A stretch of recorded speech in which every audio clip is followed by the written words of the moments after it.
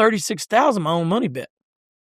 And I didn't have it. Give me hell about how much we're going to rope for a day. You bring money, and I was like, yeah, I'll do whatever. If you ain't got 30,000, we don't even talk to you. And I was like, man, I ain't got but 20, but it was my money, not 5 guys together. That was Joe and Jenna's money. And I felt a tap on the shoulder. That was Mr. Raymond. He wore bib overalls. And he said, Joe boy, don't you let them whip you with no money. We got it covered. He said, I don't care what they want to rope for. You just tell them yes. That just gave me chills. I said, Mr. Raymond, I don't have but 20. He said, you got 60. You tell them. And I turned back around and I said, I'll tell you what we'll do. I said, if you ain't got 40, we won't rope. 30 ain't shit. And he said, you ain't. You started talking a little bit. He said, I want to see it. And I just pulled mine out. And I didn't know Mr. Raymond pulled one out. I'm talking about, he said, look, wait a minute, I got to call off of this. And I mean, they just. So I'm sitting in San Angelo, Texas. I'm loafing my horse in the pasture. Cole calls me. He says, dude, that was so amazing. I said, what? What do you mean, Joe? He said, we sat down for an hour and a half. He goes, I'm just going to ask him if I can just post this as a podcast. And I was sick to my stomach all day because I wasn't there. I didn't make the trip down to Huntsville last time. Thanks a lot for getting with us and letting me be here. I was super excited. So yeah, me and Cole, we did it. We did all right. We got it by the last time. Well, you kicked us off on a heck of a stretch because of you. We got Roy because of Roy. We could get Stetson because of Stetson. Haley, Charmaine. Hey, Cody Old, I've been known to start some things, some good and some bad. Seriously, Joe B started it all for us. You gave us the clout to let us get. No, you really did. Yeah, you really did. But man, so when I think Joe B, you think world titles and all this, but first time I ever went to your house, Walter Beaver. Yep. And Roy Cooper talks about Walter Beaver's coaching. Cody Old talks about Walter Beaver's coaching. Yep. What does that bring back to you? That's how you got started calf roping with him, or yeah? How? I mean, later, like your dad. Look what your dad learned how to coach all you boys from my dad. You know what I mean? My dad was such a student of the game. My dad was just an average at best roper, but he was such a student of the game. Yeah. I can remember going to roping style and like picking out 2 or 3 guys' stuff, and he would tell me, he said, if you could do this and you can do that. And, tomorrow I got to talk at Bubba Kendrick's funeral. And for example, though, he always told me, he said, if you could learn to reach like Bubba Kendricks and use your rope sharp like that, not just catch, Bubba Kendricks is a magician with a rope. And you learn to flank and tie like Mark Dearman, you may not have to work much. So that was from a young age. That was my goals, to do that. So when I would get to messing up or something, I'd get to thinking about, I'd think about watching BK and how he reached and where he threw from and, how he could get him around the neck. And I'd think about Mark, how he flanked when he hit him and stuff. So my dad put those in my mind, and then he just would go around and refresh it. He's the first guy ever told me about Houston Hutto. My dad used to go down the rope with him when he was young. And he told me one time, he said, hey, there's a little kid down there in Del Rio he's going to be for real. And I said, really, what's his name? Houston Hutto.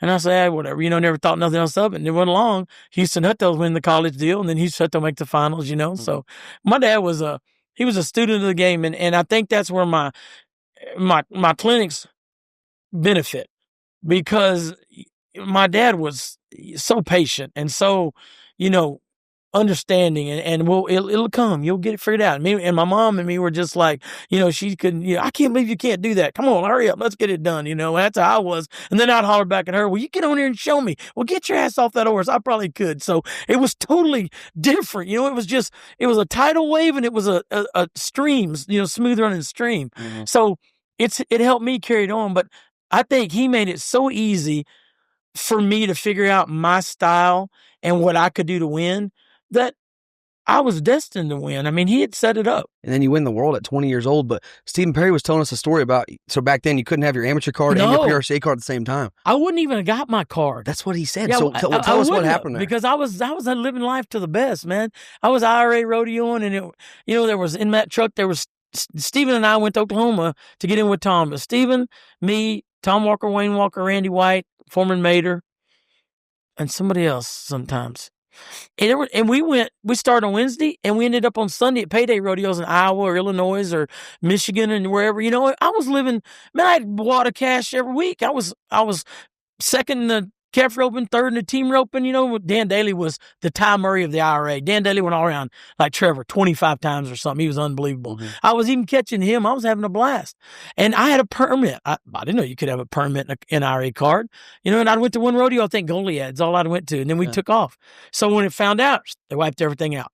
And I remember I'm telling you, my mom and Jenna were the two that said, just go and fill your permit. And I'm like, I don't know about that now. This is pretty good. I'm having a good time and this is easy. I'm not sure I'm ready. Right. And I was like, I don't know. So I went to Sonora with Roy. I called Roy. I said, what do I do? He said, fill your permit. Come go with me. So I went to Sonora and rode his horse, and I won second or third. And then I went to Mesquite and got Stevens, and I think rode him and filled it. And so I called Roy and said, okay, now what I do? I filled it. And he said, come on up here. So I moved up there in November, and Kyle Stewart, the deer is still a good friend of mine. I don't see him a lot, but he was living there taking care of Roy's place. So I stayed with him and rode his horse and got ready for the buildings. And when I took off, I mean, I was so rounded in the arena and out of the arena that they didn't bother me. Yeah. They didn't intimidate me at all. I knew I was with the main guy that I had to beat. Yeah. To me, I thought, and I'm not saying they bowed down, but Roy was on a different level, and everybody believed it, and he convinced them of it. So they didn't have that.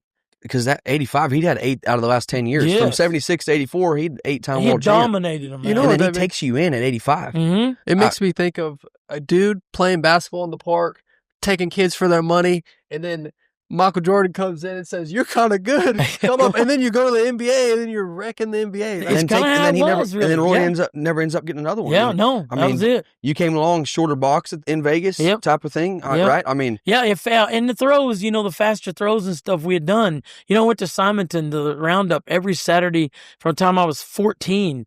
And it's a little old bitty building. I mean, little. And it's right behind them, or a shoulder and loper. And you had to pick them off right there and win something. But I think what got me really ready is I would go to those, I go to those amateur rodeos down there. Still back then, there were still a lot of big arenas out here. Yep. Paducah, Rawls, Post. All they were huge, and you had to run them, a long way. So the first year I go to Cheyenne, I didn't get on my first one, and I ain't gonna lie, man. I was with Butch Bodie, David Eglin. We had a big old blast time that night. Slacks at like 7 the next morning. And I'm 30 down, I am not doing very good saddling my horse. And the Hearn boys were there with Cleo. And I saddled my horse, I saddled old Pat, and I got him and I was thinking about I wasn't feeling very good, and I looked over I said, hey, do me a favor. Will you warm him up? Yeah. So he jumps on him, and I start off the string. And I said, grab me a rope. He grabs rope out of my rope can, and I go to the other end down there, get me some water, a Coke, whatever, and I'm sitting around waiting. I get on my horse. He brought me a rope. I got on my horse, tightened him up, and I'm like 11-6. And I come out of the arena, and I'm like, tell Bodie, I said, is that going to win anything, Bodie? And Bodie, you got to know who Butch Bodie was. He was one of the few left-handed guys that ever make the national finals. I think there's 4. Yes, sir. Zant, Tom Walker, Bodie, and Grady Allen, I believe is all. Sure. He was one of them, but he was tough. Yeah. And he slapped me, guys, in front of everybody. He slapped me like just a kid. He just slapped me. It just bop, like they said, well, you dumb little son. Richie said, you're going to win the round. It's the fastest Kev ever been tied here. And I was like, oh, shit. Yeah, I didn't know that. I was 11-3. I can't remember, 11-2, 3, or 6, something. But he's as fast as Kev ever been. I think you're going to win something. And I was like, oh, man. But that's how I was. I just roped because I just loved to rope. I mean, I roped too much practicing and tore my body up and getting ready for matches because I love to rope. Yep. And I think that's what carried me in. And when he told me, come on, hey, I came on and came with it, and then it was that first year was all winter, me and Clay Tom and Roy, and then after I split up in the summer, because I wanted to go to everything, drive and take my horses, I went with John and Raymond and Daryl, then all of a sudden you get to call the rope out here, then that you think, ooh, now I've made it, When did you match here at the Fiesta? 85. 85. Yeah. So you're a rookie, you match here, and then you go win the world. Did you win the match here? Yep. I was telling Cole when I come in that day, there was nobody on my side. And I mean, it used to, it was packed. Yep. It was, you couldn't put people in the seats, And I remember, hey, I'm telling you, one year I roped out here, I had 36,000 my own money bet. And I didn't have it. I had 20,000 is all I had. And a dear friend of mine out here named Mr. Raymond Taylor that He's a really good friend of mine for years at the match. He was out there with me tying the calves that morning, and it wasn't friendly like it is now. We tried to outthink each other, and I had Ronnie Williams helping me, and Roy had Ed Workman, and then Fred had his crew, and I roped Fred, and I had 20,000, and I can't think of his name, order buyer over there, that a whole group of them. They were giving me hell about how much, we're going to rope for a day. You bring in money, and I was like, yeah, I'll do whatever, But we'd parked over here, and they had the booth, in the building, the expo shop, for all the selling stuff. And I told Jim that morning, I said, hey, I'm going to go tie the calves. I'll be back. So I left the motorhome and went, and I was kind of feeling, they said, well, if you ain't got 30,000, we don't even talk to you. And I was like, I ain't got but 20, but it was my money, not 5 guys together. That was Joe and Jenna's money. And I was like, and I felt a tap on the shoulder, and I turned around, it was Mr. Raymond. He wore bib overalls, and he said, Joe boy, don't you let them whip you with no money. We got it covered. He said, I don't care what they want to rope for. You just tell them yes. That just gave me chills. I said, Mr. Raymond, I don't have but 20. He said, you got 60. You tell them. And I turned back around and I said, I'll tell you what we'll do. I said, if you ain't got 40, we won't rope. 30 ain't shit. He said, you ain't. He started talking a little bit. He said, I want to see it. And I just pulled the mine out. And I didn't know Mr. Raymond pulled one out. I'm talking about, he said, look, wait a minute, I got to cull off of this. And I mean, they just, so that one of the last times I roped out here, and it turned out that we had 40,000 bet. And I had my 20, and he gave me 10 more of his. He said, here, you earned all this. So I had 30,000. And then I had 6 bet that I didn't think about, 1,000 here or there. But I came back to the motorhome, and Jenna's all dressed up, and her and her friends are going to go over and go shop, and she's looking, she said, hey, where's that money at? I'm going to go do some Christmas shopping. I was like, that was my next question. What did Miss Jenna think about this? I said, I bet it. And she said, how much of it? And I said, all of it. Every dollar. Another 20,000.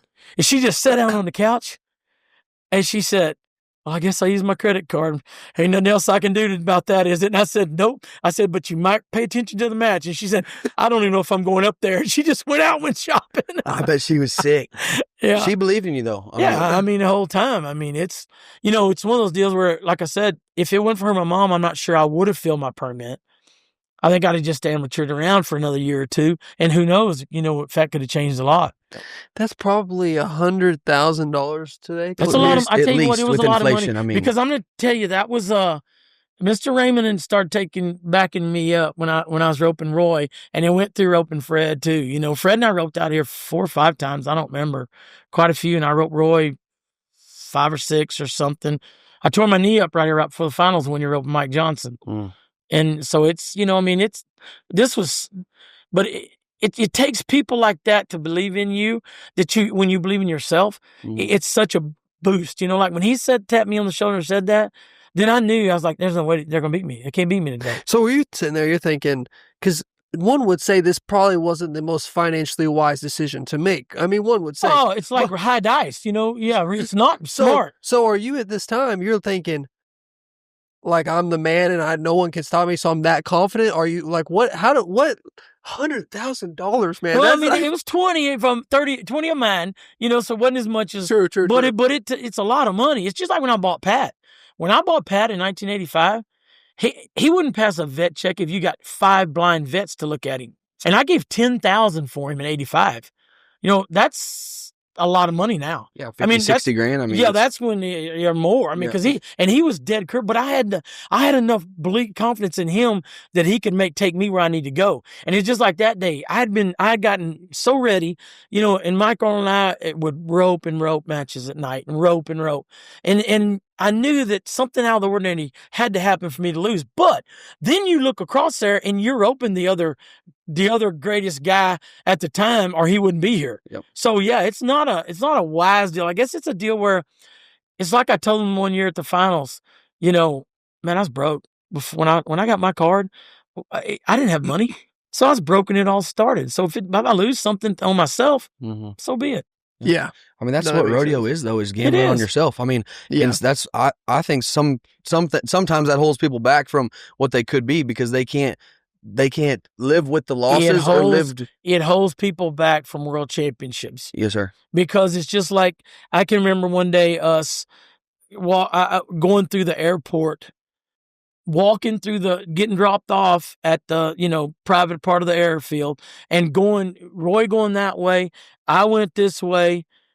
Dave Brock went that way. And we went just asking till we found somebody that would fly us because Slack had taken too long at Bonifay, I think, to get to Texarkana that night because we had them both at Texarkana. And everybody's just turned out. Yep. But we knew that was back then, what, $700, $800 day money, 1,000, whatever. Yep. But we finally found a guy with a plane, and we flew to Bonifay and got whatever money we got. That's the difference. I think that it's the gamble you put on yourself. Is it worth it or not? And I always thought it's worth it because I'm looking for a good outcome. And do whatever Probably it takes. Too, next calendar year you'll win it all back too. Yeah, and it's like I don't think it's as pressing as it used to be. Because of the way things are set up and sponsors and the big rodeos, the big one-hitters and the big tour deals and all the stuff that helps. But it used to be you wanted to gather checks on Sunday. Yeah. You needed checks on Sunday for that next week of rolling, So I think that was another reason, we just mashed it out of them. What's up, guys? We're going to take a quick break from the podcast to tell you about the presenting sponsor, Boot Barn. Boot Barn. You can't go wrong with Boot Barn. From head to toe, they got everything you need. BootBarn.com or 475 locations from coast to coast. They got everything you need. Great customer service. Boot Barn feeds America, protects America, and serves America. What you got for me, Cole? You're just like time, year, anything in between. Boot Barn has everything you could possibly need. You know the saying, you know the lingo. I love our family. They support our industry. They sponsor over 600 rodeos a year. They support us. We need to support them. They stand for our morals, feed America, protect America, serve America. That's a company we want to be affiliated with. If it's Western, Boot Barn's got it. If they don't have it in store, they'll have it online. Go to bootbarn.com. You can shop from your phone. Thank you to Boot Barn, and thank you to our listeners. Let's get back to the podcast. Which is what made jackpots and match roping so great, I think, back then, because the money had to have it. Yes. You best ropers, that's where you go collect your checks and build up your money to go that's off where a rodeo. You pay the bills. That's where you pay the bills. That's where you pay. Now it's like hard sometimes for guys to do it, I think, because of all the money there is everywhere else. It's hard for you to go to 2 for $100 on Wednesday night either twice because you got to take a pretty good horse to win to start with, and you don't want to really take a good horse because you're going to ride him for $5,000 one here next day. Yep, exactly. And it's hard for you to go. But we used to go, like, man, when Brody was little, every Wednesday they had 2 for $75 in Huntsville in the little building, and I would go send my practice horse up there with whoever worked for me and 2 or 3 others. I would go because those guys didn't care who I was or who Fred was or who Roy was. If whoever was there, they didn't care. So I had to beat those to feel good for the end, And I think that's what you guys, you don't have to do, which is great, but it's also a circle back around. The winning part of it makes hold it us hard. back. Yeah, yep. I think it holds us back sometimes. I mean, getting out of slumps too and stuff like that, or not getting into a slump. That's whatever, how you do it. Stay sharp all the time at competition. It's not the same as practice. Nope. I think. I mean, practice is great, but it's not the same. I think too for you. I mean, you go for a match rope and say Ty Harris put up a match against Haven, and you still they don't bet today. Pull it out. They don't bet. I had 10,000 out sent out here when Caleb and Riley roped, and nobody bet. Yeah, I mean, I don't get that. The men didn't bet themselves. I know. You're going to give me 15,000 to rope out here. So if I'm feeling kind that day, which my guys never did, I'm gonna split it 10-5. And we didn't do that much of that splitting going on back in the day. But if you're going to split it, that means I've already got 5, right? Yeah. So I know I'm going to bet 10. I don't, at least on myself, they don't even bet anymore. For sure. Different time, man. Killers, man. Killers. Yeah, it is. It is a little bit different. And And it probably was just kind of the environment that you're in because, like you said, you didn't have the guaranteed money. You didn't have the sponsors. Nope. So you had to go get it. Yep, that's right. And for us, when you're getting guaranteed paychecks sometimes and stuff, then it's like, if I don't want to give it away. I want to have give it away. I don't want to take a chance, not to give it away, take a chance of losing. And it breeds kind of, it's probably some softness in the competition there and stuff, you know, not being able to balls up and freaking let it hang out. Yeah, and get after it. I mean, when I always said, it didn't matter who you wrote. You weren't friendly that week and that month or what. You didn't, I mean, I can remember roping Fred out here and not even hardly talking. And that week after that, I just got my building. Maybe I had it a year. maybe a year. It was raining and cold at home and stuff. And he calls, man, it's raining. I said, bring it. And he brought all his horses and stayed. And we rode 4 days a week getting ready for the finals. And it's over. It was over, you know. Exactly. But until it was over, that was tight. It's pretty cool. I've heard a story. It might be totally wrong. You know how stories grow.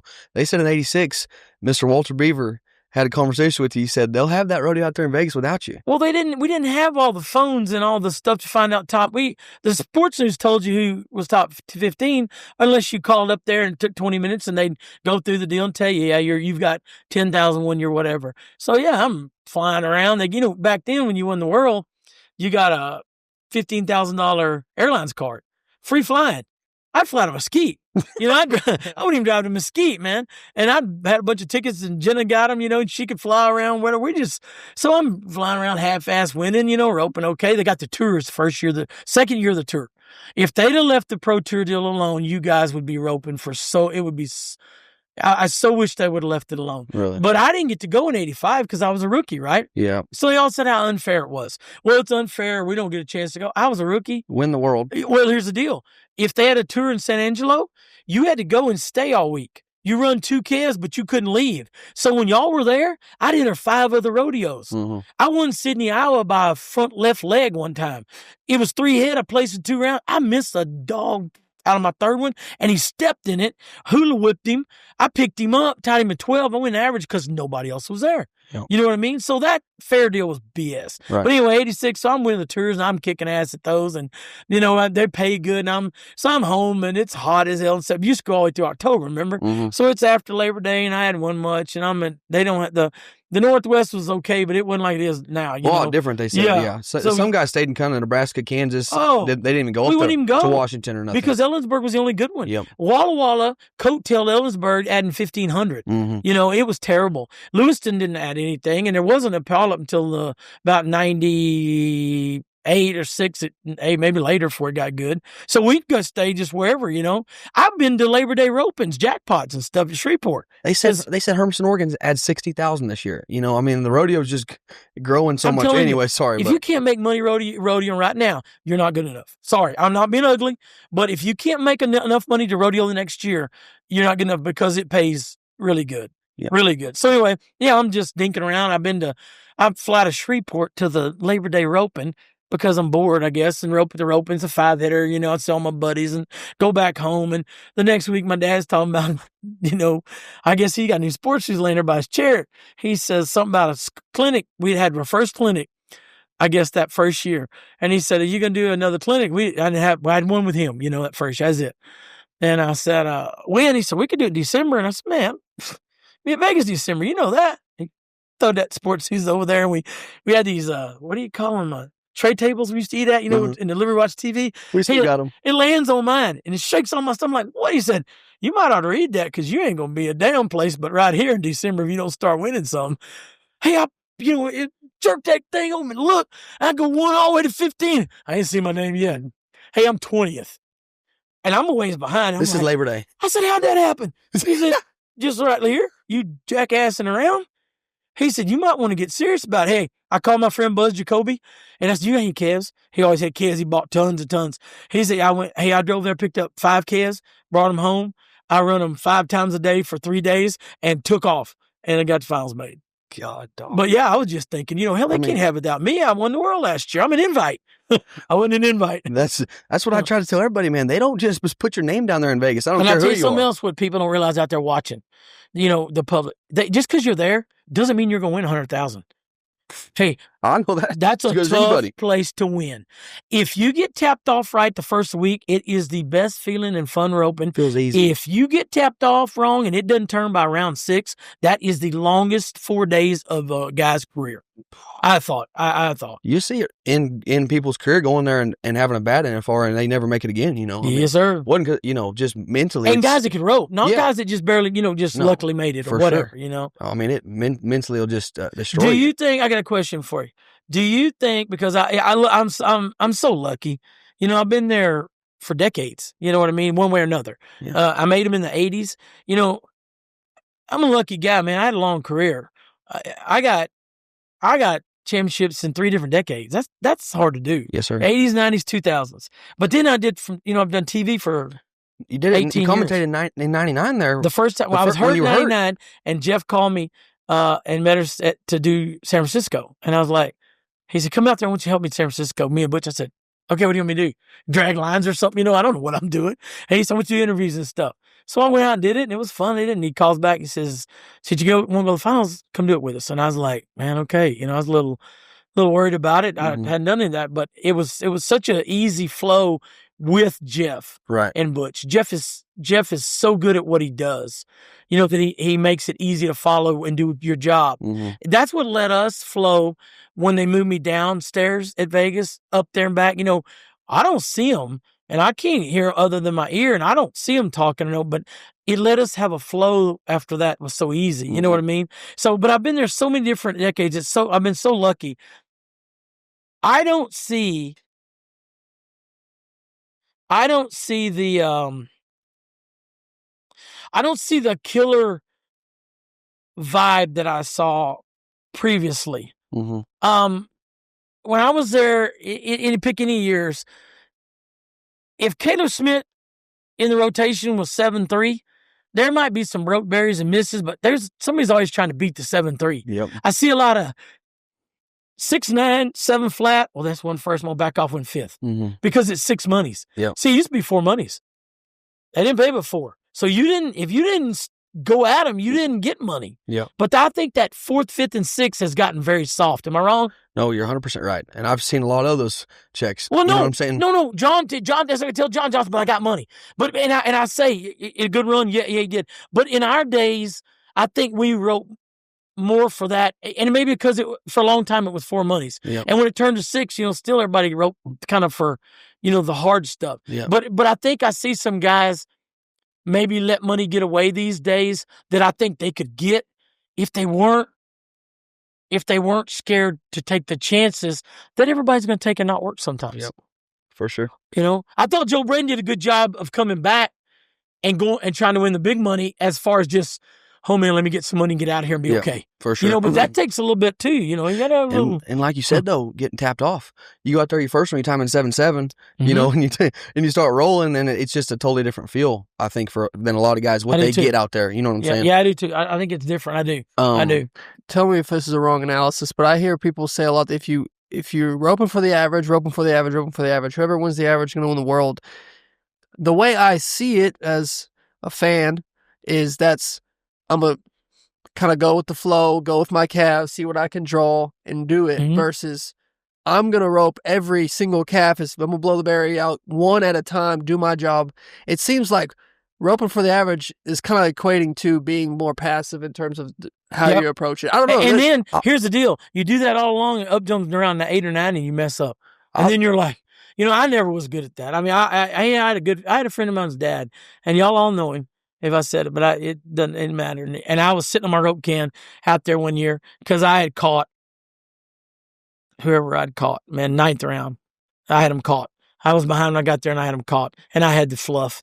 And I run through the berry in the 9th round trying to win the round. And I'm sitting out there on my rope can, got my pants down, taking my knee braces off, And this guy comes by and he says, live by the blitz, die by the blitz. I've seen that sword get you a lot of times. And I let him say nothing. He took a couple steps, and I said, hey, but one thing about it, I'm going to have a lot more wounds than your boy's ever going to have. You know what I mean? Because that was me. Yeah. My dad's like, oh, yeah, dude's time down. I said, I know that. But that was also 8,000 or 11,000 back then what it was that I knew I could get. Did I cost myself? Yep, but I could live with it. Question for you then. If you're 8-time world champion, you're a blitzer. Blitz. Every time. If someone's going 7, I'm going trying to get 6-9. That's Joe Beaver. That's your mentality. If you say, man, let me try to get that bottom hole, do you still get 8, or do you have more championships? Do you have less championships? You know what I'm saying? Because it's always a cost, always a plus minus. The one I let get away is that one because all I had to do is tattoo down because I was winning the second average. Yeah. That was stupid. I mean, that's just plain dumbass stupid. But that same mentality is probably what won you the other ones. And it's brought me back from when I went there the last time I went all around. I think I either lost my rope, hickey the horn, something stupid in the team rope in the first round, and 2-loop the calf and the calf rope. And And I was battling out Scott Johnson in 2 events too. Mhm. And I just went from having a chance to win all around to job, totally. I mean, I'm done in both events. And I was just, and I remember thinking to myself, okay, now what do you got to lose? You better go to winning because you this might be the last chance you ever have to win all around, because Trevor is on his way coming, and it's not going to be, are you going to let these two that everybody saw it, everybody knows how dumb you are. You messed up in both events. And I came back and won, I don't know how much, but I won enough to win all around both events, So I think that had helped me a lot, and it hurt me a lot. It hurt me a lot when I would get hurt. Because I used to tell them all the time, man, I almost bet my UPS man was not made in America, because, man, I fall apart, because, I mean, come on, I've been hurt more than anybody, but I think it's because I overdid too much. Yep. I roped too much. I practiced too much. I did too much, too young, and I did it all along, Mm-hmm. I can remember, my dad, anybody knew my dad, he's a great guy, a great teacher, but he's a tight ass as anybody in the world.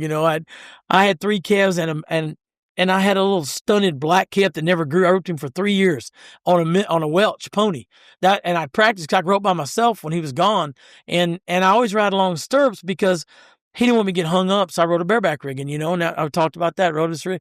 Well, I can remember practicing roping that calf. I rope him, tie him, get off, ride my Shetland up, get off, untie him, hold my foot on his head, jump on my Shetland, rope him again. And I can remember one day my dad come up and I said, hey, look at this.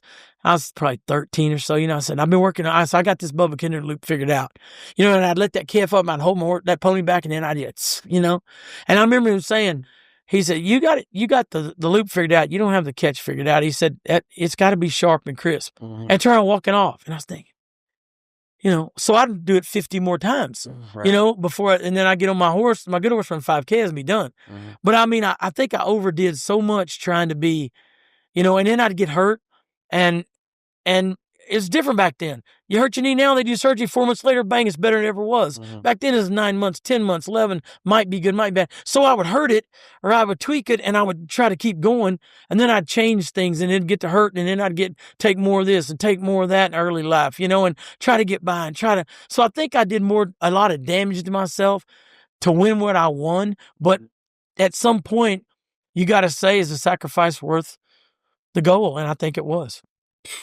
It's hard to argue with that. Yeah, what I mean? And I did. I messed up a lot. I remember breaking my arm that year. We were Union, Oregon, I think. And I was like top 5 in the calf roping and the team roping that year, roping with Tom Bourne. It was all around, had him right there. And at Union, the barrier, that old tall pole up the side, and I had a head horse broke down the wall, and the barrier pulled and the pulley didn't stop it, so it made a big wave. And I run through that wave, and that rope jerked me off and broke my left wrist. And I had the best steer on him. And I was like, and I hit hard, and I knew it was messed up. And I said, bring him back right now, because this might be the last check I get for a while, And it was easy, like it'd been wet, and we were pretty dry, and like 6 flat was winning the rodeo. I said, bring him back. They said, you sure? I said, bring him back. So the guy got my horse, got my rope, and they get the back end. They can't get him back behind the bucking chutes. He said, it has to be after the barrel race. And I was like, man, come on, So the longer I sit there, the more it swells and swells and swells, and my fingers go to split, I like that, And I'm like, and Tom said, man, I said, this might be the last check I get for a while. I can figure it out. Let's figure it out, because it's easy. And so they finally circled me back. But by that time, I couldn't close my hand. So I took my head rope and I got me a coil, and I left a lot hanging, and I took some black tape and taped it together, and I cut it off short. And then I took my reins up as short as I could, and I run my reins through my elbow, and I took my rope and shoved it through my fingers like that with that coil. And I told Tom, I said, listen, you're going to have to haze him to me, because, I don't have a lot of, so I had my reins like that, and I nodded, and I pull, and they hollered, you're out. So now I got to try it. So they holler, you're out, and I stick it on him, and I get me a dally, and this hand's just hanging on, and I turn, and somehow Tom just wheels him. And I think we win second. And when I faced, boom, because it hurt, I just dozed me. And I about half pass out, and I get off, and sure enough, we go to the hospital, and I broke my navicular bone, and they cast it, and they send me home they tell me to go home for, I think I went to Tandy, didn't have to do surgery, casted it, said, this is during Reno, because I went back to Reno and roped in the short go with my cast in the team roping. And then I went home from Reno. So I was supposed to stay out till August. Well, you know how it gets the feeling, you think, man, I can do this. So I took I did rasped out the bottom of my cast to where I could catch a front leg with that cast. So I entered Cheyenne. And we went to one of Delia's rodeos on the way, like Comanche or something, to make sure I could catch a leg and, not fall off and stuff. So anyway, I won third. So boy, to Cheyenne we go. And I placed in the first round. Make the short go. Well, back then we didn't rope fresh ones in the short go. We roped what we brought back. Like I've been there twice in the top 4 and never placed in the average, running past the camera pit. And one time I was 18-3, made a pretty damn good run. So it's different anyway. So the short go comes around, and I got this cast cut out where I can hold everything, and cut my thumb cast off and move my thumb. But I never thought about getting off running fast. Mm-hmm. So I run this short go calf forever, and I rope, and when I get off, I go to the horn, and that cast hangs on the horn, and it jerks me back, and it feels like it tears my arm off, and I tie this calf. Well, now I've set myself back another month. So if I'd have been not hard-headed and stupid and let it heal like they told me, because when I went back, Tandy had to recast it, and then I don't get to go anywhere till Labor Day weekend. Tony Reyna and Boogie Ray and I left Labor Day weekend that year. That must have been 96, because I'll come back, I think, and won all around. But we left, and everybody's in the Northwest by then, and we worked like 2 in Kansas, 2 in Oklahoma, all that. We went to, I think, 38 rodeos in September and October to catch back up, and if I'd have just healed up, I'd have been fine probably, but it cost me another month, Mm. But so things like that, that's the times that I know I may have cost myself, but I had a little extra in me, or I wouldn't have tried it to start with, I'd say Cowboys were a lot tougher back then, probably. I think it's universal. Like, you could just say it's fact. Like, it's not like a debate, really. So, no, it was, we didn't, I don't think we really, I remember when Brent cut his fingers off at Casper, and what? Brent Lewis, when he cut his fingers off at Casper, he stuck them in a coil. I didn't know that. Yeah, Brent one night, slack used to be at night. He used 2 little bitty coils, always. And he stuck his left hand through there. He stuck it in the air to jerk this calf down, and he was getting off, and he stuck them through the coils, and it cut the first 2 fingers off pretty. And he turned, and he was like, he just turned around like that. And a couple of us run to him, and he had it under his arm like that. And I said, let me see it. No, he said, look at it, tell me. And he stubbed it to me. So I got in front of him, like this, and got it in front of me. And I was like, oh, and I was like, oh, it's all right. It ain't bad. I was like, oh, shit. I told him, look for his fingers, But I remember it wasn't, hey, that was in July. And I'm telling you, it wasn't, I don't remember when he came back, but he came back with white tape on them things. When he roped, they'd be red. Well, they'd still blend. To make the finals that year, and me. Yeah, I'm like, it's going to be fine. I'm positive. And I'm thinking this is going to be, a long, long time. And he came back way before he was supposed to. But, I just think it was different, a little different then. I've heard a lot of stories. We'll have to get Brent on and talk to him. But they said he was a fighting tough sucker. Cole told me a story about the bar story. But he wasn't too tough that night. I'll just tell you. He might have been tough. And what happened? Me and Fred Whitfield, we fought for our lives that night. And Cliff Williamson and Brent Lewis got knocked out so fast. They were no help that night. Now Cliff never was known to be a fighter, but Brent was a Bandy Rooster fighter, always, whipping somebody.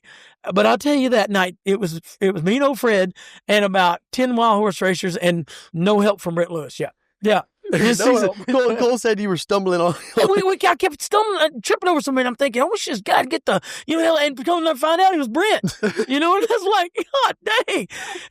In his defense, he was running from the other side of the pool table around to help me. And this guy just from nowhere. They said this guy stepped up from nowhere and just sent him across the pool table. And he was chipped. Yeah. I love it. Yeah. That's what we want to do, is talk about the stuff that people don't get to hear about. It ain't your job to go tell everybody, oh, my damn, my hip, my knee, whatever. And the other day, I heard talking about, everybody, they're all talking about their old injuries and stuff. We ain't talking about that shit. We laugh about it. Exactly. Because we know what we did to get through it. Exactly. And hey, man, I sacrificed it. Big deal.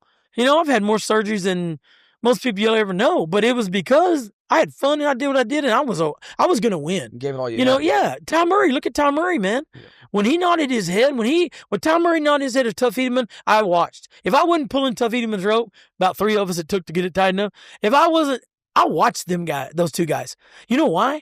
Because they were always in pain. Yeah. And it didn't matter, man. They was after it to win it. 100%. You know, it's just like Kai Hamilton. Exactly. I'm telling you right now, when that guy did that at the NFR, total respect for me the day he dies. I don't care if he never wins another dime. It don't matter. I don't care. 100%. That's inside. That's what's inside. That's what just like inside, you know. You can't really teach that. I mean, it's not. You cannot. And I wasn't as old as Fred, but I think I was 42 or 3 the last year I made the finals. Wasn't I? Think something like that. 40 something. And Fred was 45 or 6, I think. You know, that doesn't happen very often. No. You know, I mean, you go through some stuff hard, and that's what, you know, when Fred come back that year in May, I was like, y'all better watch out because it's up here, and if he puts it up here, it's going to come out down here. I'm just telling you, I've rode with him enough his whole life. If he puts it in his mind, you know, for sure. And I think that's enjoyable that y'all are doing shows to where people, you know, we're not out there telling old tales. It's stuff that your generation and the next generation may never have known if y'all didn't do these shows. Exactly, and this is going to live on forever. That's you know? right. I mean, yeah. Anyways, someone told us that about Mr. Roy Cooper. Mm-hmm. I mean, this is like that podcast would be like a museum for any time someone hops on YouTube is going to be searching through that, and luckily there's more footage. Even for you, there was more footage of you, but even me and Roy now. didn't have much. You know, there's there, a lot of footage out of us in our prime. It's not. There's We've been searching it up. It's hard to find it. Which is funny. We listened to. I told this to him after Stephen Perry's interview. Mm-hmm. You notice the older generation, they're so good at telling stories because they ain't watching them; they're telling them. That's right.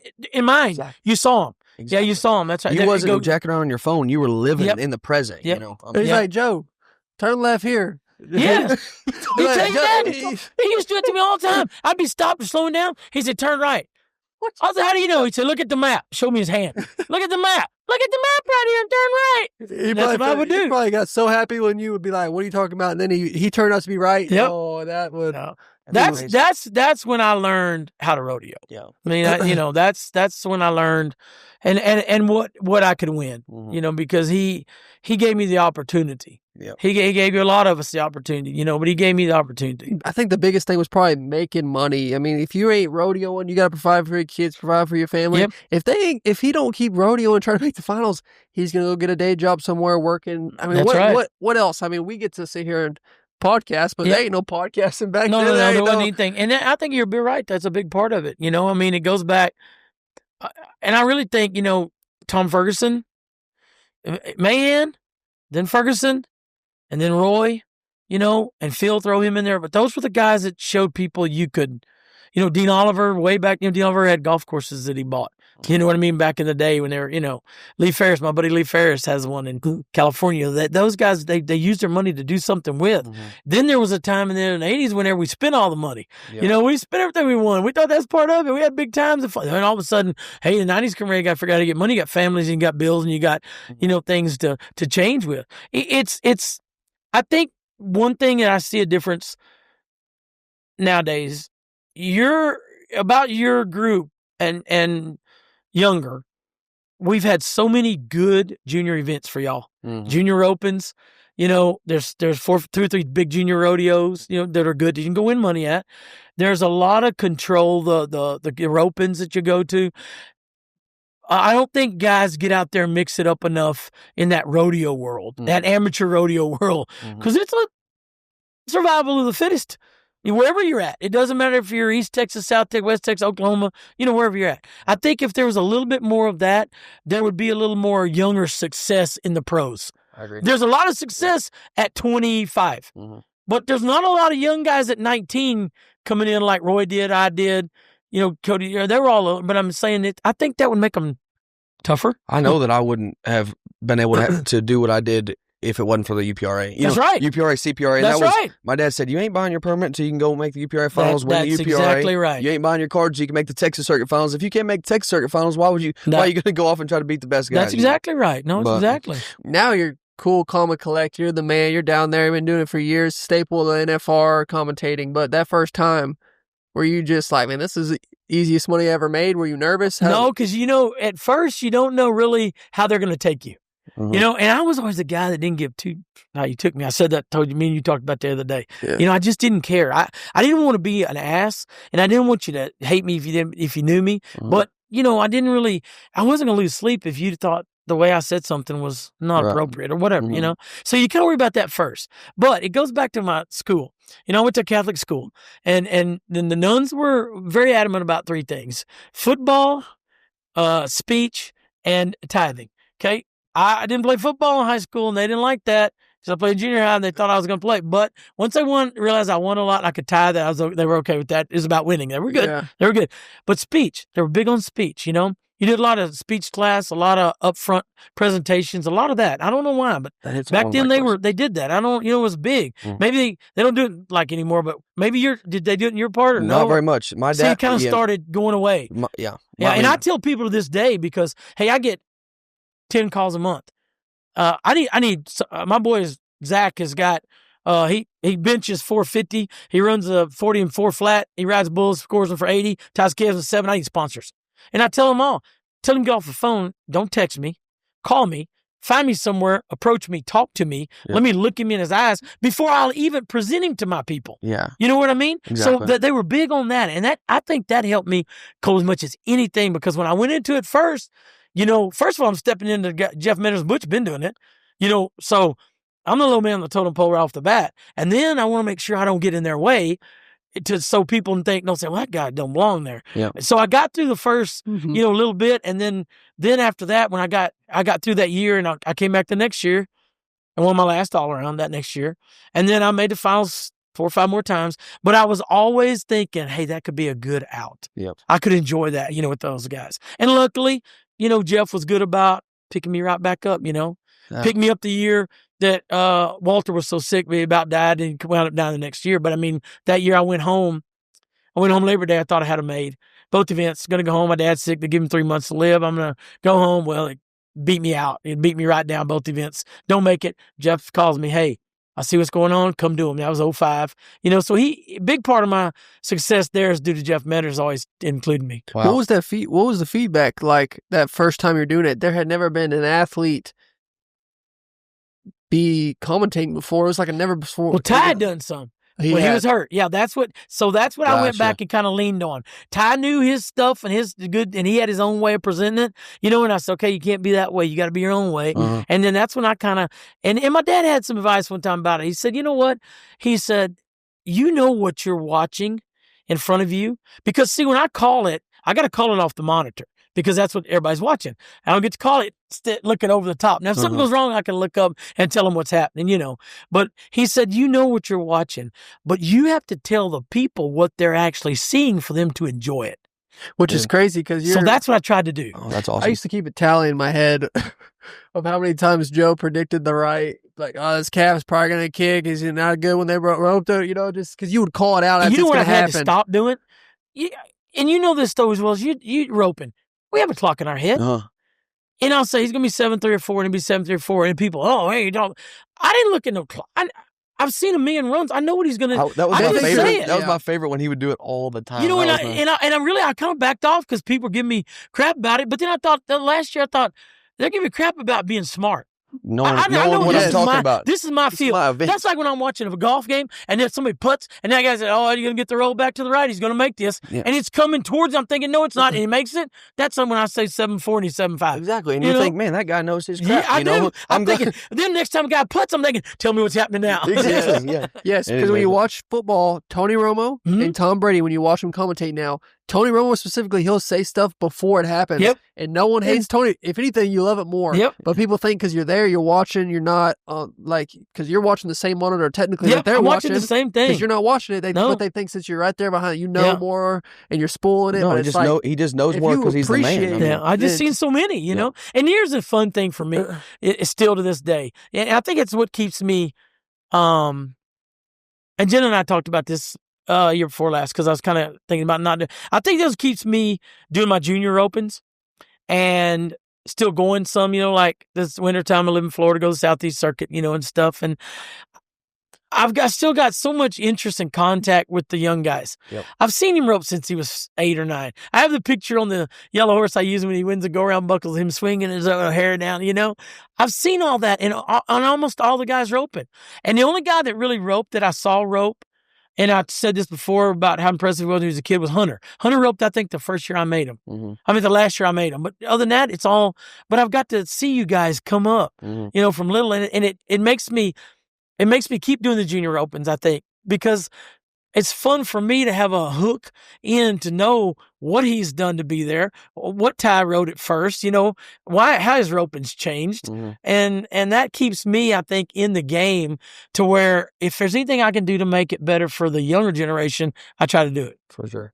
So I had a few questions that were not roping based. He hit on kind of on the first one. How'd you get so good at talking? Like speech is so good. You get to your point so well and stuff. You said Catholic school kind of had a big part. And here's the other part of that, because y'all know me. You know how I talk. You can't talk that on TV. Exactly. You know what I mean? You have to. My dad always told me this, and because, like I said, me and my mom were hotheads. She'd holler something at me, and my dad was just even keel, But he said something to me, and I try to use it every time I'm on TV. He said, if you'll think before you speak, you won't get yourself in a bind very often. How many binds did you get in? What? Not on TV, I haven't. Never. No, never. Nothing slipped ever. Knock on wood. Come on. That's impressive. We try to be 100% ourselves in this podcast, and it's probably not always going to happen, but it got me in a bind this year at the finals. They're interviewing me after I win the round, and I said, man, last night I hit the bear, and shit, he was just right there. And they looked at me, and they're like, why'd you say that? I was trying to be real. I was telling you what went through my head. He was right there. I missed him, It's a deal where you got to turn on and turn off for that and that. You know what I mean? And it's and you guys you're learning this, but it's so good that y'all are doing stuff to keep things. It's like Leon Coffey. Nobody knows how good a bullfighter that guy really was. Hey, that guy went on as a barrel man. When I first got in, that guy was unbelievable what he could do.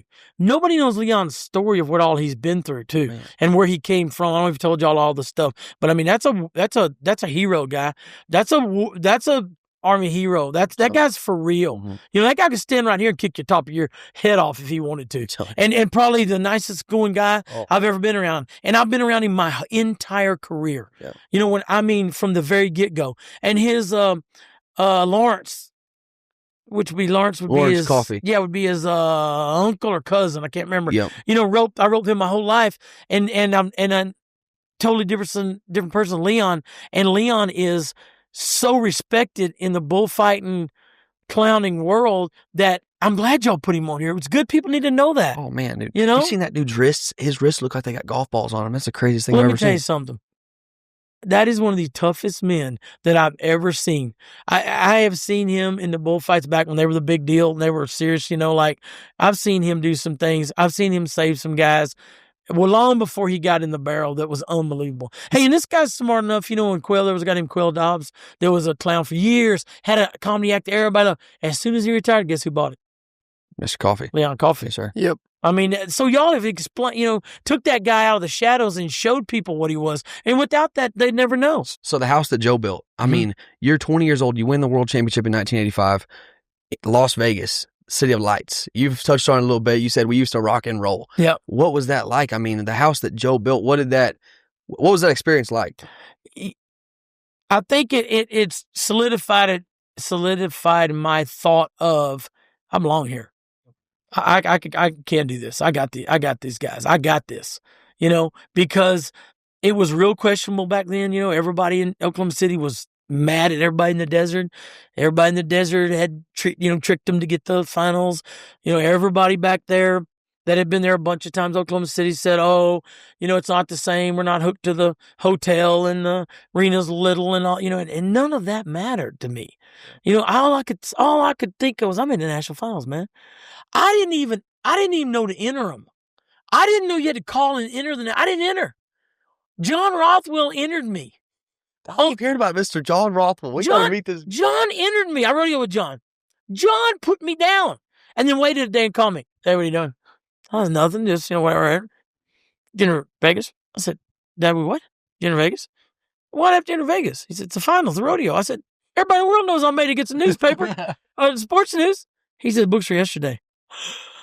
Heart dropped. What? I like to.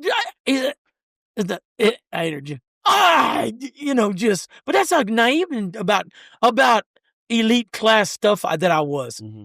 I didn't have any idea. I didn't have a clue about things. So I rolled into town, and I remember going. I was telling them I broke down in El Paso. I had a truck that I'd amateured the year before. It probably had 249 rodeos with Stephen Perry. Yeah, I bet this thing had 140,000 miles on it. Hey man, it would run 139 miles an hour. It was a 454, 4 on the floor. I had 50-gallon gas tank in the back. It got 8 miles a gallon, 4 going east and 4 going west. It would run, but I broke down to El Paso. And it was me and Jenna going out there. We didn't know, we didn't know nothing about being out there checking in on it. I barely make check-in, just barely, because back then, I don't know about now, you had to check in by a certain time, or back then it was a fine and they call the next guy, really. Yeah. So I didn't know nothing to expect. I just remember pulling over the hill, coming from Henderson on the old way. You used to have to go over the dam and then through Henderson and I remember topping it that night, because we didn't get there till that night, like at midnight, 1 o'clock, and all these lights. And I thought, why would they not want a rodeo here?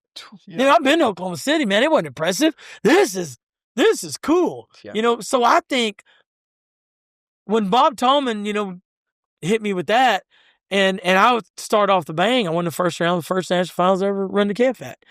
So I think it was just all a timing deal that just really fit for rodeo, trying to sell the Thomas and Mack and sell the finals, and it fit for me because it made me feel like I might be as good as I think I am.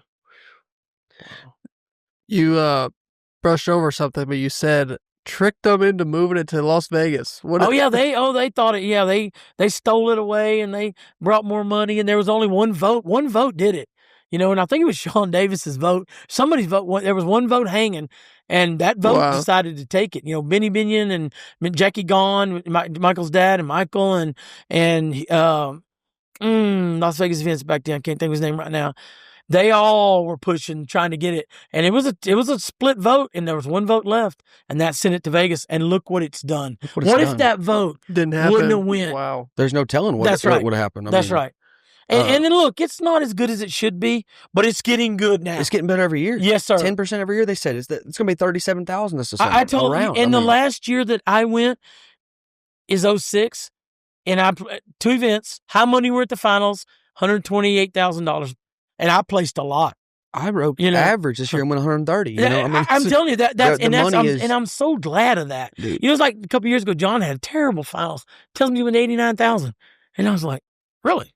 Oh dang, I wasn't so bad after all. Dang, But that's what it had to move to Vegas to get that. Now, hey, there was a big run from Texas last year, and there's a lot of questioning. Could it have been more? Could it have done more? But I think Vegas will just keep stepping up because they have the kitty. Exactly. You look around there and you see the money. They have the kitty. They're not gonna not keep boosting. Exactly. And I think for you guys that have 10 to 15, 20 years or whatever, the new guy coming, Dylan Hancock, Riley, all you guys, I would much rather see a guaranteed big hit every year, knowing it's coming, than I wonder if it's gonna come hit. Exactly. So I think y'all are in a really good place. Yeah, for the when it's going, we know it's going up every year. No, I'm excited. Hey, they're gonna pay it's gonna pay almost $50,000 next year to win around. Wow. Competition's good. I mean, when they said Texas was fighting for it, I said perfect. Look what Live Golf has done with PGA Tour and how much better it's got. Yeah, exactly. Let them fight. Yep. Because, hey, we know who's going to win. Yep, that's right. And Yeah, they're not going to let it go. It's not like they're going to let it go. They're not going to let it go. Hey, when we first started going out there, guys, you could go, well, first of all, everything was closed. Like where you want to go eat the good places now, the good Golden Ox, the whatever, the Captain Grill, all that. No. They're all closed. Everything's closed because that was a downtime. So they didn't have nothing open. But when we first started out there, you could eat steak and lobster for $9.99 everywhere.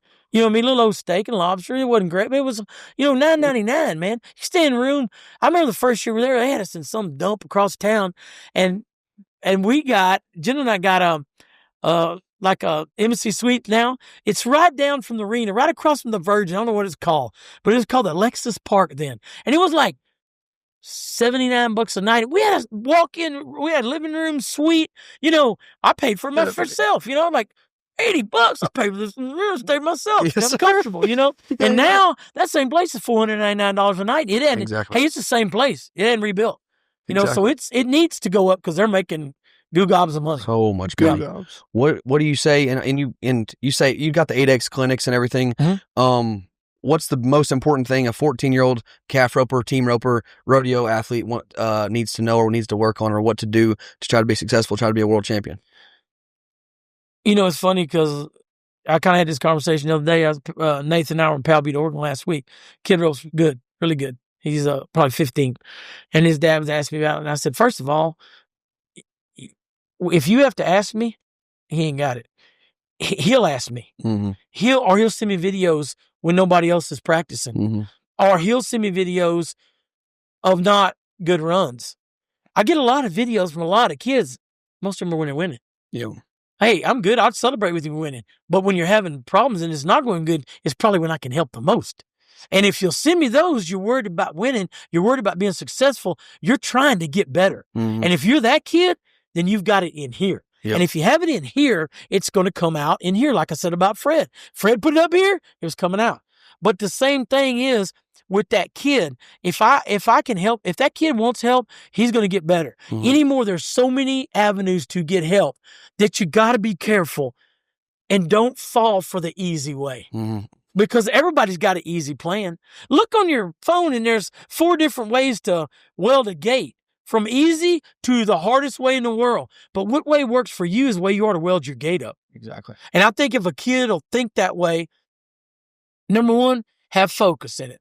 Be focused because you got to do it if you're going to do it. Number 2, no, it's not going to be easy. It's a roller coaster. It's going to be great and it's going to bottom out. You know that as well as anybody from rodeo. It's going to happen. Mm-hmm. You got to stay focused when it's bad because the good's coming. Number 3 is you've got to have a strong faith behind you, and you got to have a strong family. And if you don't have the family, you'll have friends that will be. Mm-hmm. Let them be. Let them, if they want to take care of you and help you, let them because they care about you. Mm-hmm. And if you got a faith in you that says, hey, good, bad, or indifferent, I'm going to make this work, it's going to come out in the end. Yeah. But if you give up 1 ounce, if you give in 1 ounce, you're going to lose your drive, your focus, and it's going to be a challenge. But if you get that faith in behind that family and you get that work ethic and you get that focus, I can take somebody that doesn't have the means and find them the means. I can take somebody that doesn't have all the athletic ability in the world, be the greatest athlete in the world, but has that talent, and I can get him that other step he needs, and they'll make it. They'll make it. I mean, I got. It's funny right now. I got a kid. I told you about a while ago. I got a kid down there in Florida. You know. For the last 4 or 5 years, we've roped a lot. To see what he is right now is the chance for him to be Dylan Hancock. Now, Dylan, as the youngest I can think of, Yeah. Cole Clemens. Cole Clemens got a brother that can be, you know, they're on that step.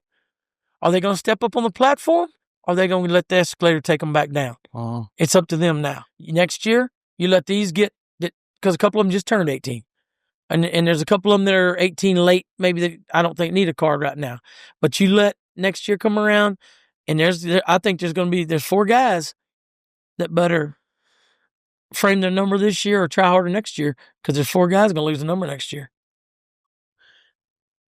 Kind of goes to what I said at the beginning. They don't just hand out that back number. No, sir. Them They do Shane not. Hanchy 15 times straight or Lisa Lockhart's. You know what? And I'll tell you, that's- and let me hit on that because I tell you what, Tough Cooper and Shane Hanchy have, I think, done something that is I agree. remarkable. And it don't mean near as much coming from me, but I totally agree with you. No, I mean, I made them, I don't know, 20, something like that. But Yeah. not, I Yeah, was but hurt 4 4 or 5, 3 different years. But I'm telling you something. For those 2 guys to rope, and they've had to change some. They rope different, you know, and it's different. You know, it wasn't like it was when I got in, but it was different when they got in. Yeah. But to change and to continue to be at the top level of the top 10 year in and year out says 2 things to me about them. The first thing it says, they are 2 of the most deep-rooted, mentally tough people I know with the ability to win than maybe I've ever seen. Yeah. They have those 2 gifts, and they have used them unbelievably. I think it's amazing. I mean, it's crazy. I just want, and people might not listen to this and understand it, but I just want people to understand how difficult that is. First of all, horses, Ty, that's what I was going to say. First of all, either have them or be smart enough to get on. Figure out. The second of all is have the guts and the will to keep going day in and day out that many years in a row. Man. There's a difference in a guy. I was never that guy, and you've heard him too. Those two aren't the guys because Hinchy proved it last year. But you've all heard him too. Well, I went to Billings, wasn't good, so I went home. That was never my plan. That can't be your plan, I don't think. If that's your plan, you're going to go home a lot after the buildings. You got to have the when I started 1, I went to 100. When it was 100, I went to 100. When it was 75, when 1 year was 50, I went to 50. I went to every one because 1 year I left 4 or 5, I left 5, 6, 8 hanging maybe, something like that. And then I run through the barrier out there and I lose the championship by $13. $13. I got 6 or 8 rodeos left I could have went to. 13. My job, my resume says roper. It doesn't say the part-time. And I left 6 rodeos hanging, and I lose the gold buckle. And the gold buckle's bad enough, but the bonuses we had. Exactly. Back then, our sponsor deals was big on the bonus end. So that's just stupid. So after that, I went to every one. Yep. I'd leave 2. And there's something at the end because of, how mess ups. But, man, I thought that was the dumbest thing ever in my life, And now with so much money at the finals, you better not leave 2 or 3 hanging because we've seen 2,800 cost a lot. Exactly. A lot. Exactly. What? So you said you kept 2 rodeos at the end. Is it true? Does Mrs. Bonnie entered you? No, she kept the tally. Her mom, my mom and David Bowen's mom are the only reason David Bowen got to rope the finals in 1989. Really? With an audit He or made something? them by $1.16. They had Joe Lucas as 15th after and I'm pretty sure this is the year the earthquake at the Cow Palace, because we flew out there and they did something funny about the Cow Palace, cut off purse or some guys they let not, you couldn't get there come later because they had an earthquake, bad one out there, And so David, that was the last rodeo of the year back then. And we left the Cow Palace, and when the audit comes out or whatever in 2 weeks, they got David 16th. His mother, and we rodeo together. We lived together and rodeo together. So most time, that my mom and Miss Lynn knew what I won, and they just kept tallies. Yeah. His mother had to take it to the office more than once, and this went on all through November, about 2 weeks before the finals, because there's the year I had my knee operated on, I was out. He took my horse to the finals year, won average on my horse. He didn't get. We were keeping him in shape and ponying him. He was practicing, but he didn't think he was going to get to go till dang near Thanksgiving. Really? Yeah, and because of their tallies on the deals, they got to go. He got to go to the finals. That's what I was telling somebody the other day. I said 16 bull riders got to go in 2022 or something. Yep. 16 serious went 1 year too. Exactly. Yeah, but we were talking about the 80s, the 90s. This was 89. And Miss Lynn had it.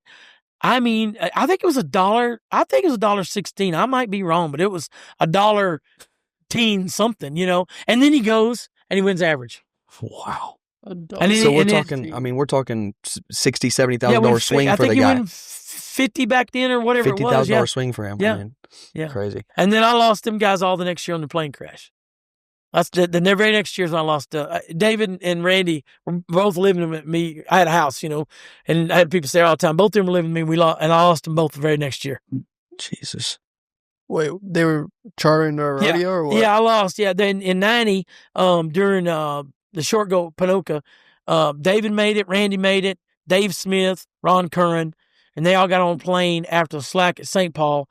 I can't think of a little town, that field. Y'all ever fly out of there anymore? We used to have to charter out of there all the time. Yeah, right down the road. It's between the towns. Yep. They charter out there going to Panoka and fly right in the side of Mount Rainier up there in Washington and killed everybody. Jesus. Yeah. Did you keep on chartering? Cody said something about chartering whatever that was, 97 to 2004, whatever, that it was sketchy. Oh, we charted all the time. Dude, when I rode with Roy Cooper get on a lawnmower if it had wings. I'm telling you, listen, one night we're at Kansas City at the rodeo. First rodeo of the year was in November, used to be Kansas City. It's snowing, it's cold, it's nasty, and he gets this idea after we roped that night. We're not up till the next night. He says, let's go north side. I was like, sure. I said, you do know we're in Kansas City and north side's at Fort Worth?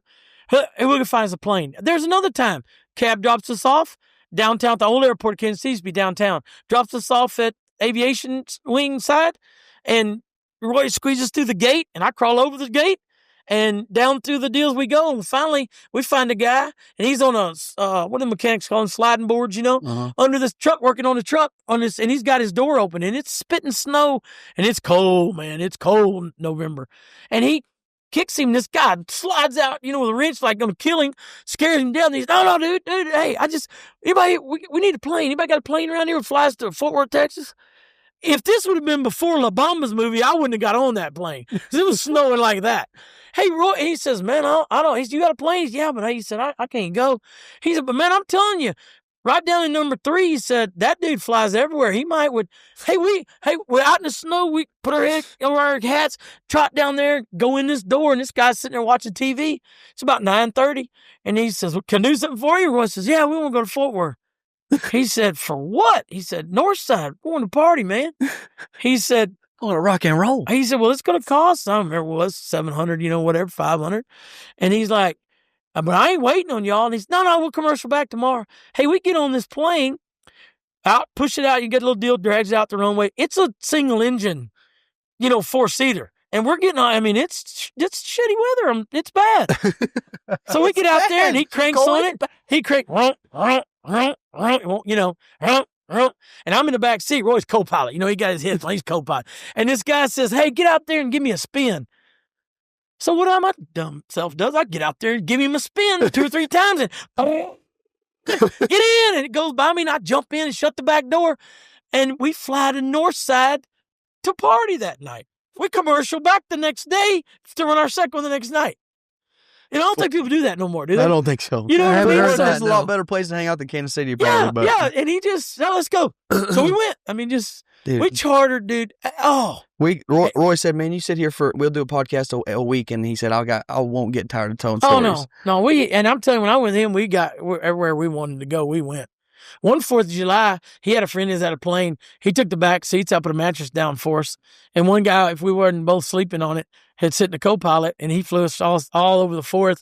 We had a mattress back there. I remember we come into Prescott. Prescott's just, whoa. And we were both on the mattress sleeping all the way to the ceiling thing there, just bouncing around back there. Tuff's the opposite. Every time I ask Tuff, hey, man, we're headed over here to this rodeo. We're flying back over to Salinas Short Round. You want to get on this charter? Man, I ain't getting on nothing smaller than a King Air. Yeah. I don't blame him. I won't get on any of them anymore.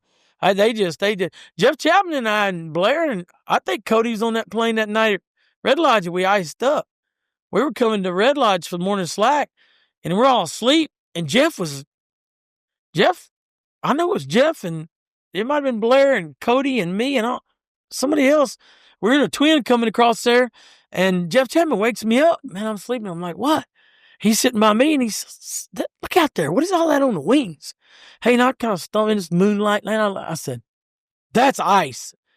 Ty, it was already where it was, you could tell it was ice from the window. And that dude had an autopilot. He was just kind of, napping with an autopilot. Hey, I reach up there and grab him. I said, hey, and he's like, yeah. I said, well, ice. And he's like, oh, and he just, when we drop it, because it was going like that, pulling, you know what I mean? And Jeff woke up and said, I don't feel like we're flying right. We feel like we're dipping. He said, what's that on the wing? And we were just pulling to the ice. And that guy just dropped us for I don't know how far. Ears pop. You feel like you're going to just, until you can see it start misting, and it finally comes off and he pulls her back up. Joe's so good at telling stories. He's got me puckered up over here. It was it's scary. Mike Johnson is the best. He's the best. Brent Lewis was with me on this trip. We flew from Elk City to Pueblo, and it was, it's Labor Day. It's hot in Colorado's weather. It's terrible. And I had me a new straw, and I had those black eyelets in the side on both sides, Mm-hmm. And Brent had one that was solid. He didn't have one like that. And we were sitting, it was a 6-seater, and we were sitting in the back. Mike Johnson was behind me, and whoever in it, me and Brent. Mike gets sick on this plane, and he gets sick, and he goes to puking, and he pukes, and there's 3 or 4 bags. He fills them all up, y'all, and he isn't backing off. And Brent's up there by me, and Brent's going, and I said, don't. I said, don't. So he goes to puking more. So we're out of bags now. Hey, he gets his hat. He pukes in his hat. Well, then it's open and it really just stinks and splot, you know? And Mike's sick. I mean, I feel bad. This Mike Johnson's sick. Well, I don't think nothing of it now. And I said, here, look, man, here. And Brent, and I'm holding this hat, like my hat behind it, but I don't forget about them eyelets in that thing. And this is how much the poor man puked. It goes to running out the eyelets on Brent on that side. And this Brent Lewis is just, when we land, and my hat isn't, it's just full. I mean, it's nasty, and so is his. And this mic is green. He's just so sick. Then we get out on the runway, and the pilot says, "Oh man, that happened again." And we look at one of the engines, and the cover off the engine is gone. You can see all the wires, and they're all frayed out, just spinning. And he said, "I'll have it fixed, boys, when y'all get back." And I looked at Brent and I said, "I'm renting a car." And he said, "I'm with you." Mike Johnson, sick as he was, went back and got back on that plane that they fixed, and off he went. Dude, I got to get a hold of this guy. Buck Johnson, I can't. Me and Brent let's drove red car back. I wasn't getting on that plane, and it had to smell like poor Buck. He was so sick. I've heard so many stories about that guy. They said he was craving it, man. Man, it was unbelievable. He'd do anything it takes. He's unbelievable. But that's another thing I think too. Y'all have the luxury of having good rodeos. Mm-hmm. Y'all don't have to do what we did to get places. Right. Which is good because there's a lot of risk and a lot of, Yep. There was a lot. I mean, man, I remember one night we roped I can't remember where we were, down there in Utah somewhere. So I was roping with Monty Joe, and you couldn't make it. Everybody's turning out, and I drove. I got a rent car. We flew in there, but whatever's during OMAC, I can't remember. It used to be down there in Utah, and I drove from there to OMAC for the slack the next morning, and I pulled in. They were starting slack. Me and Bob Loomis left Calgary after I won second that year, so had to stay and get your stuff. You know what I mean? Mm-hmm. So it was after whatever late. We left Calgary, and I drove it, and I had him at Nampa the next morning, Bulldog, and it was 7 a.m. And I got there at 7:20 before the first run. He run his Bulldog and steer. That's getting it. That's stupid. You know what I mean? We run 100, and that car would cut off at 100. A rent car, they'd run there, boom, and I'd be just going, he'd over asleep, and it would cut off, and he'd say, "There's 100, baby, there's 100." And I'd just keep going, That's awesome. But I think it's good for y'all not to have to do so much of that. Right, for sure. I mean, rodeo, I'm going to put it this way, rodeo may not be what it should be, but it's good. It's getting better every day, but it is a good way, if you love it, to make a living and do what you do. And now you can actually make something doing it. For sure. Some real money. Yes, real money. That's right. That's a $65,000 Houston. Come on. Question for you. Actually, it's just, thank you for bringing up Houston. Mm-hmm. I don't think the fans, maybe some do, maybe some don't, but Riley Webb has a chance this year to three-peat. He would be the first one since Roy Cooper, correct? Oh, I'm sure. I think so. Yeah. I think because Hanchy got the 1 in 13 to take Tufts. Cody got 97 from Fred. So the three-peats, I don't think one's happened since Roy. No. I don't think. I didn't. 87, 88. That's Skip. what we were looking at today. Skip. Fred did Skip. That's what we were Cody looking at. Skip. Yeah. I mean, even before Roy. You'd have to go back to Dean, I bet. I think it was Dean and Roy was the two that we found. Yeah. Yeah. That's quite a woo. That's almost like Sage trying to get Donnie's 9 for 8. You know what I mean? That's a big task. Big task. Because I don't care who you are, it's going to be, if he gets there and he's got a heck of a start right now. Yeah. So if he gets there and that's going to be, nobody's going to let him forget it. Exactly. Yeah. You know what's the funny thing about Houston though is Riley won 65, and immediately my reaction is oh, it's over. But then it was quick, and then it left. I was like, that's right. I look at the standings the next day. He's only 40,000 ahead, and he was. But it isn't that nice and that's why they never counted it back when Calgary, used to pay 50 for us and stuff, because it would have been. It would have been not fair. Yeah. Exactly. Man, I remember. I don't know what year it was, but I won 48,000 at the finals maybe, and won 90 something and won it. So I mean, it's so nice to see Houston doesn't do it. Mm-hmm, doesn't make it where that's all. Yeah, exactly. I think it's great. No, exactly. Which you would think Calgary now all of it should count. I Because think you it got should. Houston. Yeah, I and think it should all these too. other rodeos that pay Yep. so much money. All of Calgary should count. You would think, but anyways. Well, it probably has to do with the fact that not everyone can. It's an invitee, right? Well, so is Houston. 30 guys get to go to Same Calgary. thing, yeah. About the same 40 thing. guys go to Houston. 30 guys go to Calgary. You know, Yeah. and I guess, yeah. I mean, they take 10 guys from this year. Yeah. 15 from last year. Yeah. You get to rodeo all the way till May. It's honestly more fair to qualify for Calgary than it is Houston, because you get to rodeo all the way till May. And the cutoff's not till May. That's right. Like Guyman Week. That's right. You know, you only get a month and a half to get into Houston. You know, if you're a rookie or a new guy trying to get in there at the buildings. But anyways, I think too. The thing about it, I think that makes it so much fun for guys. You know, like Roy and you know, Tom. I knew Tom, and I went with him just a little bit, but he was already kind of his way out. You know, when I got in, but Roy. You know, I saw Roy, and I saw Tough, and I saw Ty and Louis Field and Guy Allen. You know, Sean Burchett. You know, I saw Speed and Rich, and I saw Jake and Clay, and I saw Cody and Fred, and I saw Charmaine, and you know, man, I've been so lucky to be in so many eras of such dominance. You know, that's hard to do. That dominance is hard to do. And I'm not saying you can, and you know, they used to all say, oh, well, you win one, the next one's easy. The next one's no easier than the first one. You know, it's not. It's not. just like the back numbers and the gold buckles are even harder. They only give one. It's right. It's not easy to get another one, you know? So the guys that did it multiple times in any event, you know, I saw Steve Duhon change steer wrestling, you know, totally, I thought, from the time that I got in and to now. And Steve Duhon's what changed it all. He's the one that hit on the hip, and Mike Smith and the guys that you thought would never win one, you know? So it's fun for me to watch that. And then that, I want to say it gives me an edge, a little bit of an edge when I do TV and stuff, because I've got a knowledge of all the rounded way of winning.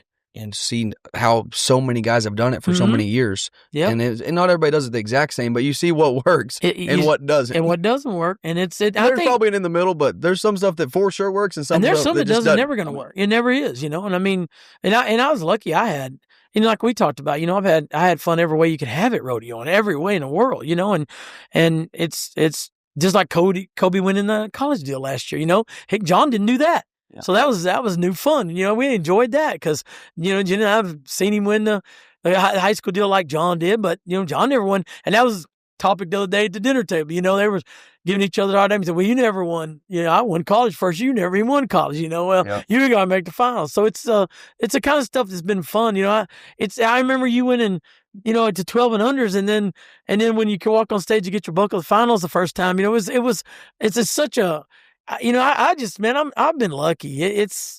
I get to live a life that every day when I get up, you know, like you choose. You want to be an old bitch, you know, and griper, or you know, whiner, or you know, a me one, or do you want to be somebody just kicks along, has a good time, and rolls with the flow? You know, and I that's the guy I try to be. Sometimes I guess you mess it up and you don't, but that guy, you know, has a way more rounded outlook, I think, than the other. Right. I mean, obviously, Joe, when he wakes up, Joe's going to win. But also, I've always noticed that you love seeing other people's success. Like, you have the winning attitude that we believe in, that you like to see. You know, you're not going to hate on somebody else for winning. You want to win, but you enjoy other people's success. Hey, my mom used to say this all the time. When all my guys would be there at home, you know, or we'd go by the house or whatever, you know, we'd leave there and she'd say, I sure hope you win a lot of seconds. I want him to win first, but I want you to win second. And if he don't win first, you better win first. That sounds, you know, just that's like kind of how we Granny. feel. Yep. That's so cool. Mount Rushmore to pick or whatever, and there's 5 or 6 or 5, whatever up there. There's 1, 2, 3, 4, 5, right? Yeah, 5. 4 on Mount Rushmore, but 4 of greatest calf ropers. Yeah, I'd have to almost have 5. Yeah, we'll give you an honorable mention. We'll add a face to it for. I would have a 5. Calf ropers. No, that's what I said. I would Rushmore. give 5 if I had my Rushmore. I'd have to use 5. I think. I think I know the 5, but let's hear yours. And I would go way back there, but they didn't do the things we did. But I would have to go Roy. I would have to go Fred. I would have to go Cody. I'd have to go Caleb, and I'd have to throw me up there. But I think that would be. And then if you want to go way back, you pick Dean up, and you pick, you know, Toots up or whatever. But I think us 5 did it multiple times, different ways. You know, because I mean, I remember, even, and I'll tell you what else I'm going to add to that. I can name you probably, I know 5, maybe 10 guys that would have had multiple back numbers if calves were the sizes they were and the way they are now. I mean, Ken Bailey, Terry Postrak, Walt White, Linda Walters, Jimmy Hodge. That's 5 just like that. Yeah.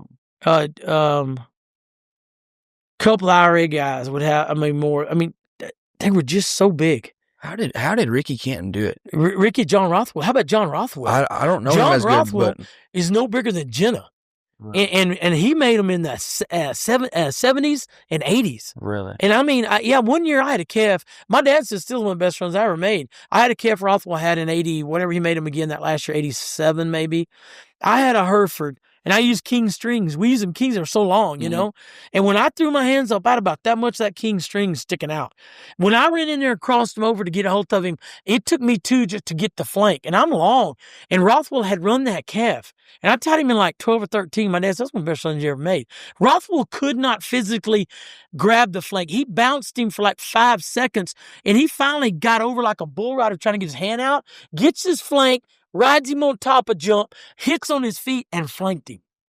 You guys, this kid weighed, I don't know what he weighed. His feet were that, Hereford. That's crazy. So to think of what John Rothwell did to make them in the early 80s, and to think of what Rick did, because Ricky made them, 87's the first year he made them. And he won Cheyenne that year, Yeah.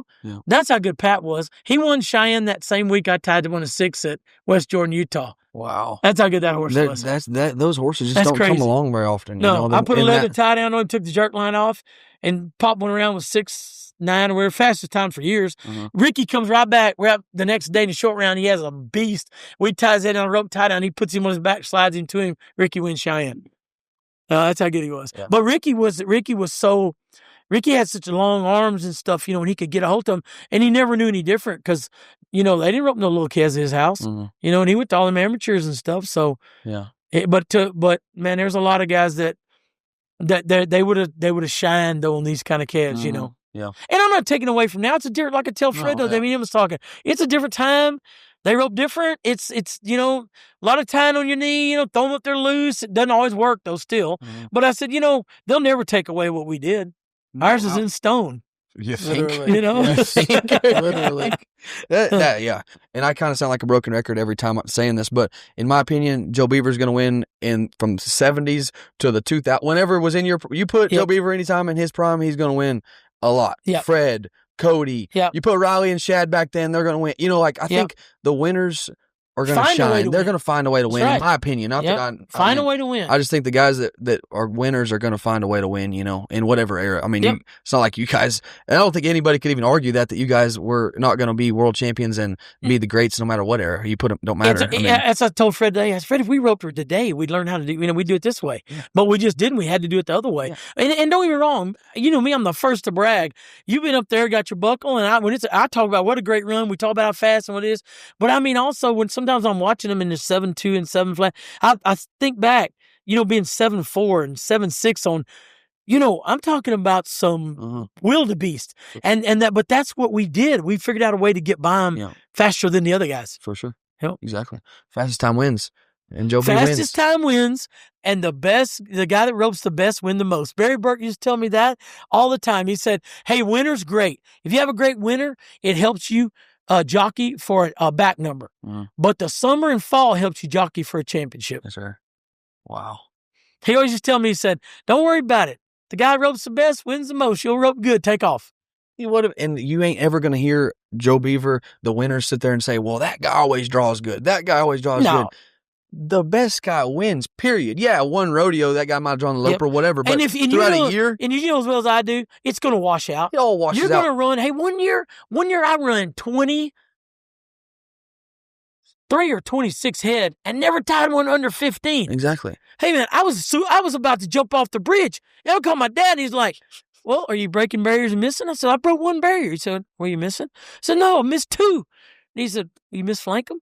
I said, I don't misflank calves. You know that. And he said, well, then if you're not messing your string up, keep entering and quit calling me. And I was like, I needed a pat on the back. But I stopped and thought, I was like, hey, it's got to turn at some point. And when it turned, I remember James Ant, like 4 rodeos in a row, met me in the parking lot. You know what you got? I said, it's got to be good because y'all wasn't telling me this 25 cams ago. You know what I mean?